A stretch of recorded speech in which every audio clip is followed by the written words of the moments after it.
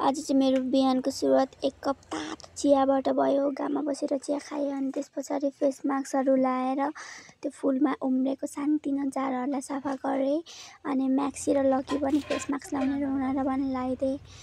अनि सुकेपछि चाहिँ मलाई यस्तो बोल्नु पनि दिइरहेको थिएन। कान्छी पनि कलेजबाट आएर मसँग भिडियोमा बनाउने अरे हेलो अनि यस्तो टाइट थियो कि मलाई हाँस्न पनि गाह्रो भइरहेको। अनि त्यसपछि चाहिँ अनुहारहरू धोएँ अनि फेसमा मोइस्चराइजरहरू लाएँ अनि सनस्क्रिन लाएँ। अनि त्यहाँ पछाडि अलिकति राम्रै भयो जस्तो फिल भयो अनि लिप ग्लस लाएँ अनि खाना खाएँ। खाना खाइसकेपछि चाहिँ कान्छीसँग एकछिन नाटक पारेर सुते जस्तो गर्दो रहेछ। अनि मैले पनि त्यही गर्दै अनि त्यत्तिकै के अल्छी बस्नु भनेर मिनी बुके बनाएँ। फेरि मम्मीले चाहिँ अल्छी लाग्यो आइज काम गरेँ अनि खेर मम्मीसँग त्यो दाउरा निकाल्नु गएँ। अनि त्यो पनि अल्छी लागेर सागहरू टिपेँ एकछिन भरेको लागि। अनि खाजा खाने बेला पनि भइसकिसक्यो अनि हामीले चाहिँ आज चटपटे खानु भनेर चटपटे बनाएर खायौँ।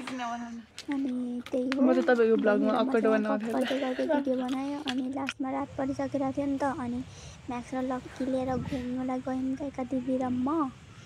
त्यही हो। अनि एकछिन स्कुटर चलाउनु सिक्नु पर्यो भनेको अलिकति पारी ल्याउनु जानिनँ। त्यही हो। Bye bye. धन्यवाद। Bye by.